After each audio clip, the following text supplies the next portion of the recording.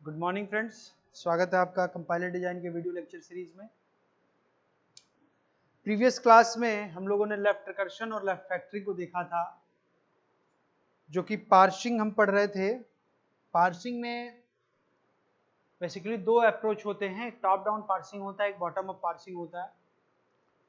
और उसमें जो टॉप डाउन पार्सिंग होता है उसमें तीन चीजें होती हैं, तीन क्राइटेरिया होती हैं जो सेटिस्फाई होनी चाहिए। नंबर 1 था कि कोई भी कंटेक्स्ट फ्री ग्रामर है तो उसमें लेफ्ट रिकर्शन नहीं होना चाहिए। सेकंड, कोई भी कंटेक्स्ट फ्री ग्रामर है तो उसमें लेफ्ट फैक्टरिंग नहीं होना चाहिए। और नंबर 3, कोई भी कंटेक्स्ट फ्री ग्रामर है तो उसमें एम्बिग्यूटी नहीं होनी चाहिए, मतलब ग्रामर एम्बिगुअस नहीं होना चाहिए। तो लास्ट लेक्चर में हम लोगों ने देखा था कि अगर किसी कंटेक्स्ट फ्री ग्रामर में लेफ्ट रिकर्शन है, क्या होता है लेफ्ट रिकर्शन, और अगर लेफ्ट रिकर्शन किसी ग्रामर में है तो उसको कैसे रिमूव करते हैं। ऐसे ही इसी क्रम में हम लोगों ने देखा था कि ये लेफ्ट फैक्टरिंग क्या होता है। कोई भी कंटेक्स्ट फ्री ग्रामर है तो उसमें क्या ऐसी कंडीशन होगी जिसकी वजह से कोई context free grammar left factoring उसमें होगी, और अगर लेफ्ट फैक्टरिंग है तो उसको हम कैसे रिमूव करते हैं। तीसरी बात थी एम्बिग्यूटी की, कि कोई भी कंटेक्स्ट फ्री ग्रामर एम्बिगुअस है या नहीं है, उसको हम ऑलरेडी पहले ही डिस्कस कर चुके हैं।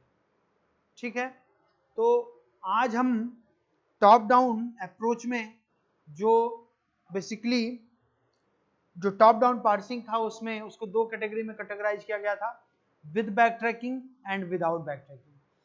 तो विद बैक ट्रैकिंग में क्या था, ब्रूट फोर्स मेथड था, और विदाउट बैक ट्रैकिंग में भी फिर फर्दर क्लासिफाई किया गया था दो, रिकर्सिव डिसेंट पार्सर और नॉन रिकर्सिव डिसेंट पार्सर, जिसमें नॉन रिकर्सिव डिसेंट पार्सर को हम प्रेडिक्टिव पार्सर भी कहते हैं।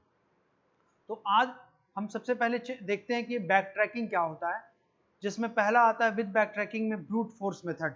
तो ब्रूट फोर्स मेथड क्या होता है उसको देखते हैं।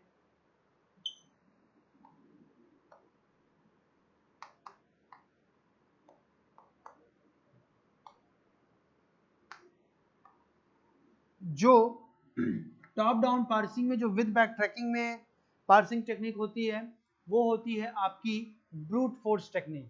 क्या होता है ब्रूट फोर्स को हम सीधे उसको एग्जांपल की हेल्प से बताते हैं, फिर इसको बताते हैं क्या ये एडवांटेजियस है या डिसएडवांटेजियस है।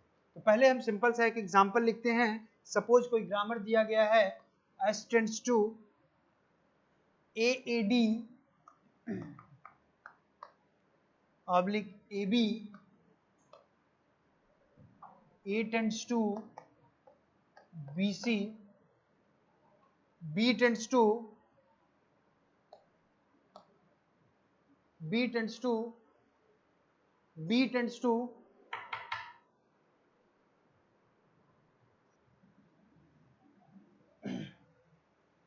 B tends to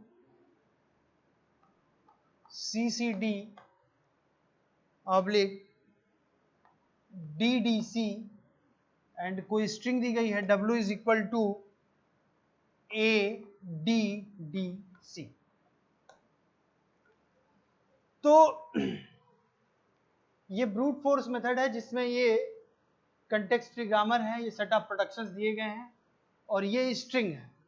इस स्ट्रिंग के लिए हमको क्या करनी है, पार्स ट्री बनानी है। तो देखिए क्या करते हैं। सबसे पहले स्टार्ट आपका एस से होगा, देखते हैं। एस टेंड्स टू AAD, ठीक, एस टेंड्स टू AAD किया, ठीक। फिर A टेंड्स टू यहां पे किया A टेंड्स टू B, और फिर D आपका एज इट इज रह गया। D आपका देखिए कुछ भी प्रोड्यूस नहीं कर रहा है।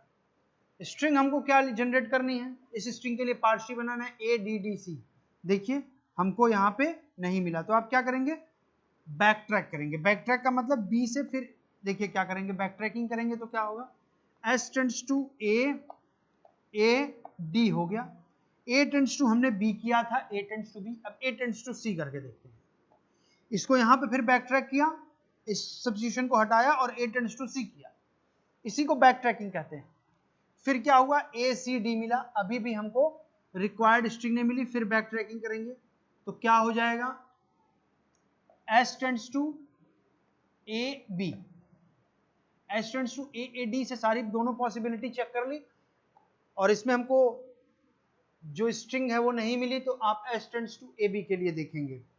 ठीक है, तो S tends to A B के लिए करेंगे तो क्या होगा,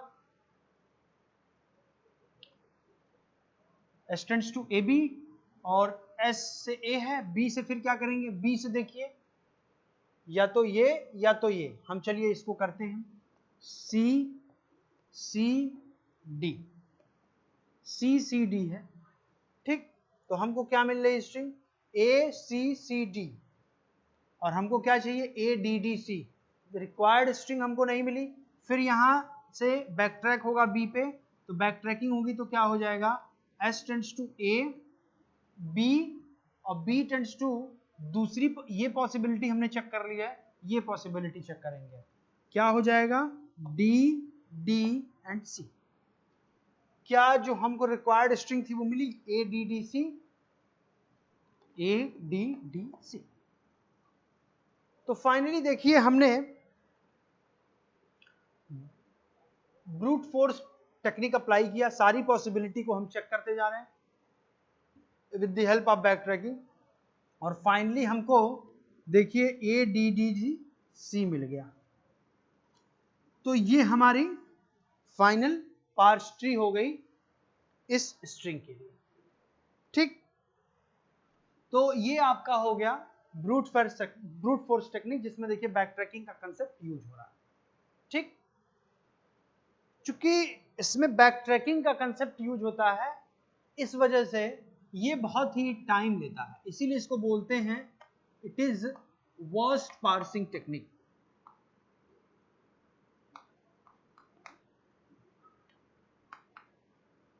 ठीक, क्यों वर्स्ट पार्सर टेक्निक होता है, सिंपल सी बात है कि इसमें बैक ट्रैकिंग होती है, उसकी वजह से ड्यू टू, या फिर इसको अलग पॉइंट बना लीजिए, नंबर 1 आप बना लीजिए कि वर्स्ट पार्सिंग टेक्निक है, और सेकंड आप बना लीजिए point it takes lot of time, या फिर ऐसे भी लिख सकते हैं due to back tracking wastage of time होता है, it takes lot of time due to back tracking.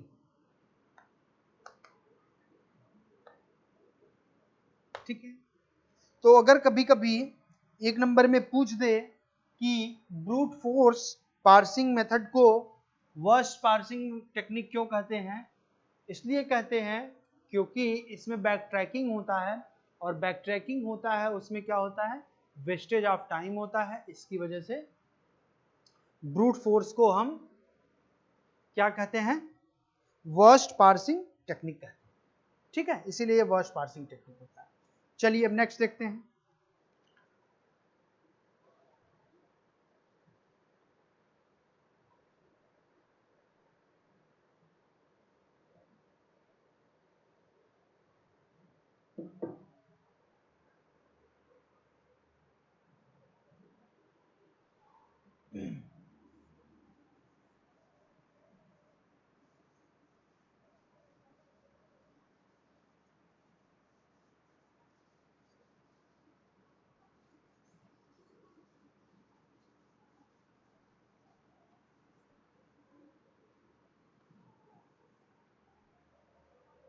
ठीक है, इसके बाद विदाउट बैक ट्रैकिंग में दो होते हैं, रिकर्सिव डिसेंट पार्सर और नॉन रिकर्सिव डिसेंट पार्सर। तो रिकर्सिव डिसेंट पार्सर में क्या करते हैं, बेसिकली कोई भी वेरिएबल होगा उसमें भी सब्स्टिट्यूशन रूल अप्लाई करते जाते हैं, जो करेक्ट सब्स्टिट्यूशन होगा उसको अप्लाई करते जाते हैं, और फाइनली हम जो है ट्री हमको जनरेट हो जाता है। बेसिकली हमको टॉप डाउन पार्सिंग में जो सबसे इंपॉर्टेंट पार्सिंग टेक्निक होती है वो होती है नॉन रिकर्सिव डिसेंट पार्सर, उसको हम देखते हैं। नॉन रिकर्सिव डिसेंट पार्सर, जिसको हम प्रिडिक्टिव पार्सर भी कहते हैं।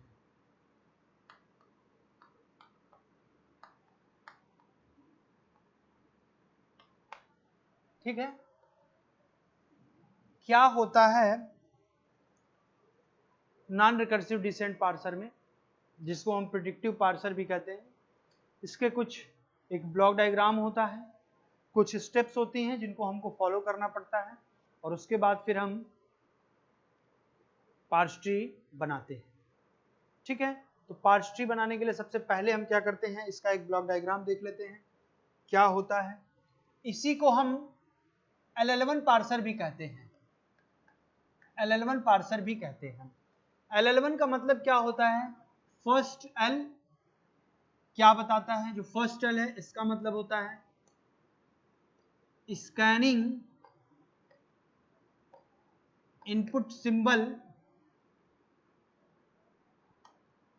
From left to right. ठीक, सेकेंड L का क्या मतलब है? It uses LMD। LMD का मतलब लेफ्ट मोस्ट डेरिवेटिव यूज करेंगे। 1 का क्या मतलब है? It indicates, 1 indicates what? Reading 1 input symbol at a time. ठीक, तो इसको हम LL1 भी बोलते हैं। तो LL1 का मतलब क्या होता है? फर्स्ट L का मतलब है कि जब हम कोई भी इनपुट स्ट्रिंग को स्कैन करेंगे, रीड करेंगे, तो लेफ्ट टू राइट करेंगे। सेकेंड L का मतलब हो गया कि लेफ्ट मोस्ट डेरिवेशन यूज करेंगे। और जो 1 है उसका मतलब ये है, 1 ये बताता है कि एक समय पे एक ही इनपुट सिंबल को हम रीड करेंगे। 1 indicates reading 1 input symbol at a time. ठीक, चलिए तो हम देखते हैं कैसे इसका ब्लॉक डायग्राम है, क्या है, कैसे है। इसमें ब्लॉक डायग्राम से ही चीजें ज्यादा समझ में आएंगी। ID स्ट्रिक ID प्लस ID, इसके बाद हो गया LL1 पार्सर। LL1 पार्सर को ही हम प्रेडिक्टिव पार्सर भी बोलते हैं। ठीक, इधर हो गया LL1 पार्सिंग टेबल।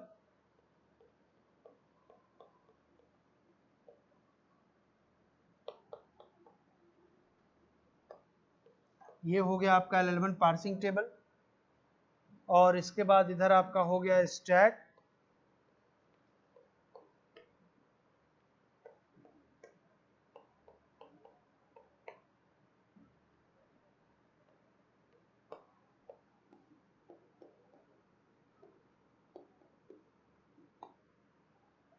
चलिए, ये आपका प्रेडिक्टिव पार्सर या LL1 पार्सिंग टेक्निक का एक ब्लॉक डायग्राम है। जैसे इसमें पता चलेगा कि कैसे, इससे हम जानेंगे इस ब्लॉक डायग्राम की हेल्प से कि कैसे पार्स ट्री बनता है। सपोज ये कोई स्ट्रिंग होगी और इधर कोई एक LL1 पार्सिंग टेबल होगा, और LL1 पार्सर स्टैक की हेल्प से फाइनली एक पार्स ट्री जनरेट करेगा।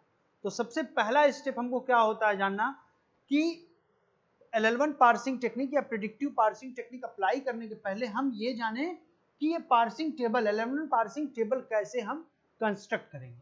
तो सबसे पहले हम इस पे काम करते हैं कि पार्सिंग टेबल कैसे हम बनाते हैं। जब हम LL1 पार्सिंग टेबल बनाना सीख लेंगे, फिर हम LL1 पार्सर की एल्गोरिथम पढ़ेंगे कि कैसे पार्सिंग की जाती है किसी एक पर्टिकुलर स्ट्रिंग के लिए with the help of stack implementation. फिर हम, जब तक हम ये पार्सिंग टेबल नहीं बना लेंगे तब तक हम आगे पार्सिंग टेक्निक नहीं अप्लाई कर सकते किसी भी स्ट्रिंग के लिए। जब हम पार्सिंग टेबल बना लेंगे तब हम कोई भी पार्सिंग टेक्निक किसी भी स्ट्रिंग के लिए अप्लाई करेंगे जिसको हम स्टैक इम्प्लीमेंटेशन कहते हैं, और उसकी हेल्प से उसका एक अलग एल्गोरिथम होता है कैसे हम किसी स्ट्रिंग के लिए कैसे हम करते हैं चीज़ों को। तो पहले हम LL1 पार्सिंग टेबल को कंस्ट्रक्ट करने का एल्गोरिथम देखते हैं, कैसे हम पार्सिंग टेबल बनाते हैं। ठीक है, तो पहले हम पार्सिंग टेबल पे काम करते हैं, फिर हम आगे उसके काम करेंगे। चलिए,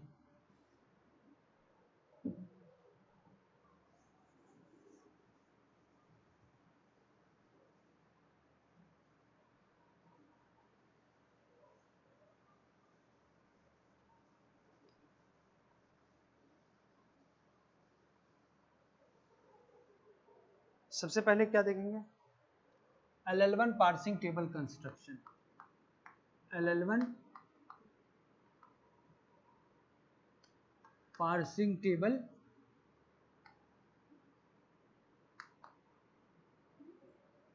कंस्ट्रक्शन, कैसे हम पार्सिंग टेबल का कंस्ट्रक्शन करते हैं।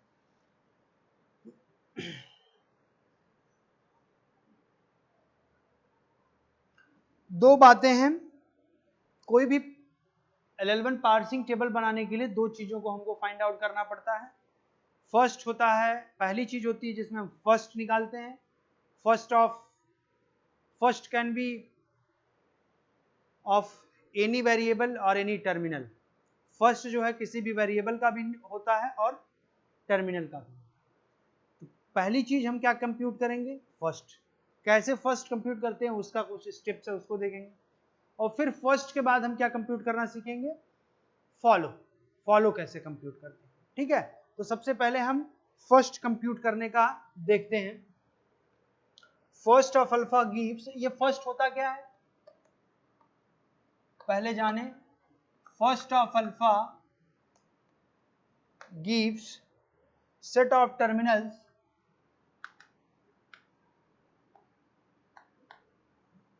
that begin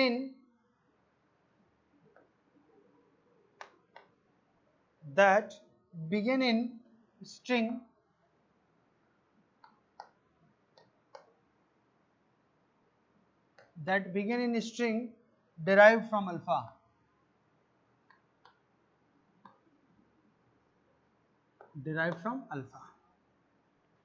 ठीक, फर्स्ट ऑफ अल्फा क्या देता है, set of terminals that begin in string derived from alpha.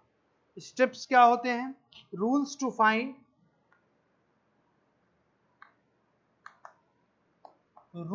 Find first of any symbol. First of any symbol, किसी भी सिंबल का हम फर्स्ट कैसे निकालते हैं, उसके कुछ रूल होते हैं। फर्स्ट क्या होता है, if x is terminal,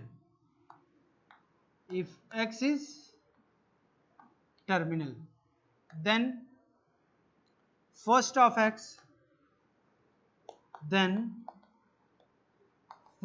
x is equal to x। First rule. Second rule क्या कहता है, if x is non-terminal,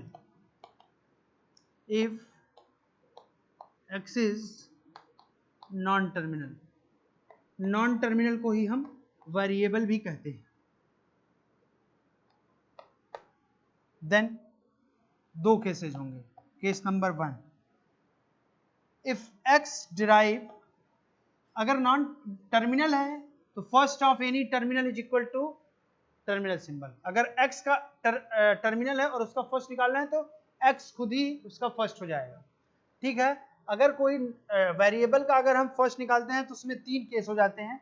first, पहला केस क्या आता है, if x derives lambda, then first of x is equal to, then first of x is equal to first of lambda is equal to lambda। ठीक, second case क्या कहता है, if x is equal to x1 x2 x3, then first of x is equal to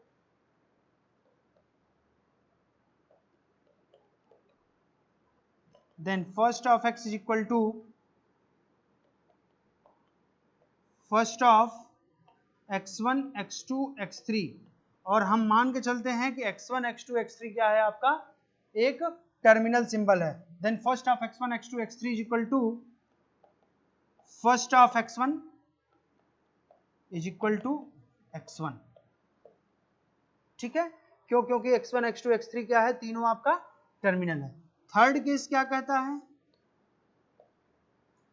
if x derives x1 x2 x3 and x1 derives, I think ये visible होगा आपके लिए, x is equal to x1 x2 x3 and x1 derives lambda, then first of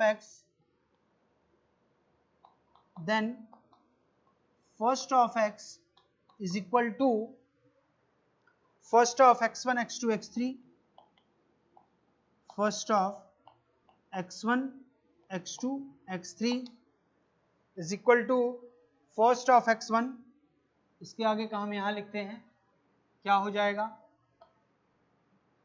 इसके आगे का आपका क्या है, first of x1 x2 x3 is equal to क्या हो जाएगा, first of x1 minus lambda union first of x2 x3, ठीक है। ये आपका तीसरा केस हो गया, ठीक है। तो ये आपके स्टेप्स हैं जिसकी हेल्प से हम किसी भी सिंबल का हम फर्स्ट कैलकुलेट करते हैं। फर्स्ट हम किसी भी टर्मिनल का भी कर सकते हैं, वेरिएबल का भी कर सकते हैं। अगर जिसका हम फर्स्ट निकाल रहे हैं वो टर्मिनल है, जैसे यहाँ पे पहला केस है, if x is terminal then first of x is equal to x itself, clear. Second case क्या देखते हैं भाई, सिंपल सी बात है, किसी भी सिंबल का अगर हम फर्स्ट निकालते हैं तो या तो वो वेरिएबल होगा या तो वो टर्मिनल होगा। तो अगर टर्मिनल है तो ये हो गया केस। सेकंड क्या कह रहा है, if x is non terminal, अगर x आपका नॉन टर्मिनल है मतलब क्या है, वेरिएबल है, तो क्या होगा, तीन केस बन रहे हैं। इफ x डिराइव लैम्डा, अगर वेरिएबल है तो मतलब कुछ ना कुछ डिराइव ही करेगा। अगर वो सिंपल नल डिराइव कर रहा है तो क्या हो जाएगा, first of x is equal to first of lambda is equal to lambda, पहला केस। सेकंड केस क्या कहता है, if x derives x1 x2 x3, इफ x आपका वेरिएबल है जो डिराइव कर रहा है x1 x2 x3, और x1 x2 x3 क्या है, कोई भी टर्मिनल है, then first of x is equal to first of x1 x2 x3, और x1 आपका क्या है, टर्मिनल है, तो then first of x1 x2 x3 हो गया, then first of x1 x2 x3 is equal to first of x1, ठीक। Third case आपका क्या कह रहा है, if x derives x1 x2 x3 and, यहां चाहिए तो एंड कर लीजिए या कामा, कोई दिक्कत नहीं है, and x1 derives lambda, means ये आपका x डिराइव कर रहा है और x1 क्या डिराइव कर रहा है, जो पहला आपका यहाँ पे है वो लैम्डा डिराइव कर रहा है, तो क्या हो जाएगा, then first of x is equal to first of x1 x2 x3 and then first of x1 x2 x3 is equal to first of x1, चूंकि हम x1 डिराइव लैम्डा कर रहे हैं तो अगर हम फर्स्ट ऑफ x1 निकालेंगे तो हमारा लैम्डा आएगा, तो हम क्या करेंगे, उसमें से लैम्डा को हटा देंगे, first of x1 minus lambda union first of rest जो आगे बचता है x2 एंड x3, और इसका यूनियन लेंगे और फाइनली जो आएगा वो हमारा क्या हो जाएगा, फर्स्ट ऑफ x हो जाएगा। ये बातें थोड़ी सी अभी हो सकता है कि थोड़ी सी बहुत ज्यादा स्टेप्स समझ में ना आ रहे हो, तो इसके लिए हम एग्जाम्पल देखेंगे और एग्जाम्पल की हेल्प से हम फिर देखते हैं, ठीक है।